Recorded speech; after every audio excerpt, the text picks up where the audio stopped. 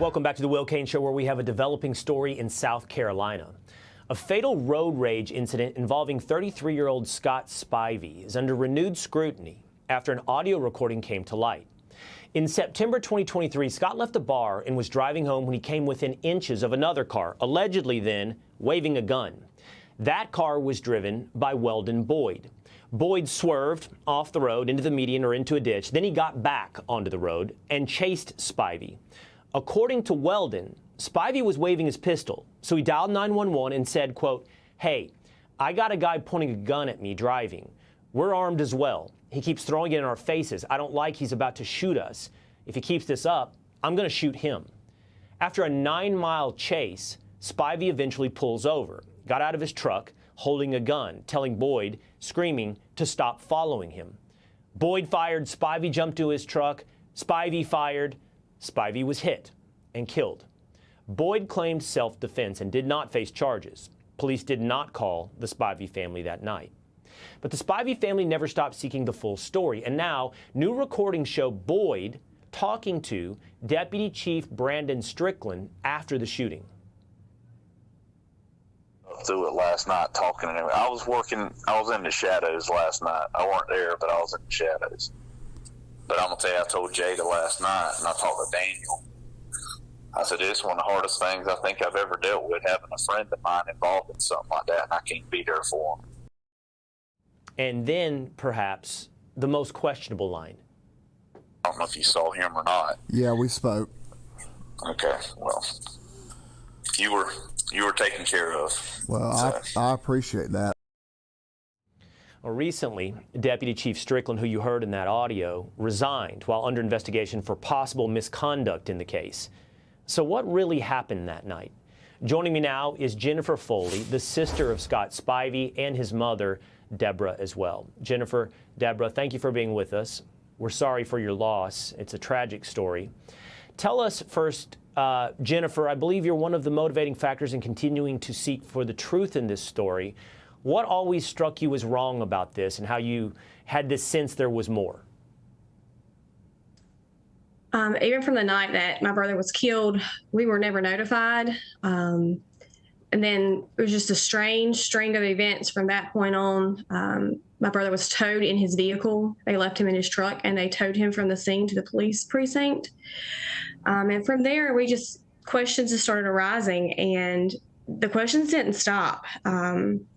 And every time we would ask the questions to the police, to SLED, to the Attorney General, we were always dismissed. And then they came out with the ruling that they would decline to prosecute due to insufficient evidence. So, right. Yeah, the prosecutors in the police department, I think, found that Boyd was acting in self-defense and that he stood his ground when your brother and son stepped out of his car with his gun. Do you buy that, Deborah? Do you buy that this was self-defense on behalf of Boyd? No, I do not. Based on stand your ground, there should have been, Scott should not have been followed. He was followed for nearly 9 miles by Weldon Boyd. In that time, there should have been some de-escalation, some thoughtfulness about maybe we shouldn't do this, but it proceeded. My son turned off of the main highway on a secondary road, headed toward home, the route he would normally take toward home. So it does not fit the stand your ground. Right. When someone tries to de-escalate, tries to leave the scene. It doesn't fit that. And I think there's also the detail that your son was shot in the back. Now, Boyd suggests your son was shooting over his shoulder while retreating to his truck, but it does appear the evidence points to your son and Jennifer, your brother, being shot in the back. Jennifer, when you heard those audio recordings, which took some doing to get a hold of, I know you had to push for that, and you heard those audio recordings, which we just played. What did you think? I played them for the first time Super Bowl Sunday. I found them going through the Discovery, and I felt as sick as I did the night that my brother died, when they told me that he was deceased. I felt that same sickness, that wave of sickness roll over my body. And I was thinking to myself, how could no one have listened to these? How am I the first person to listen to these? And they have gone through the hands of SLED, Horry County Police Department, and the Attorney General's office. How did they miss this? Right. It makes you wonder, did they not see it, or did they choose not to do anything? Right.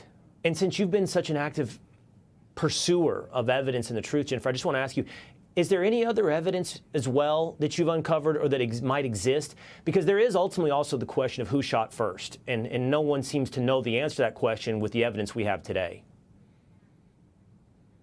So through the recordings that we found in the discovery, there are recordings that mention a video.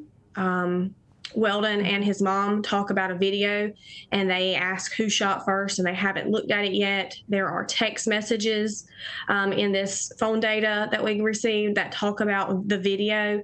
We have questioned that there was a video because there was a dash cam in that vehicle that night, and it was never pulled. So where's the video? If there's a calming, we keep talking about a video, where is it?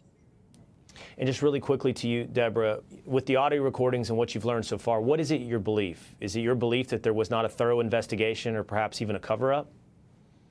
There was not a thorough investigation. To say that there was insufficient evidence, it makes it very questionable, especially with what's been revealed, because those audio tapes were there from the beginning at the time that South Carolina law enforcement looked at it and the Attorney General looked at it.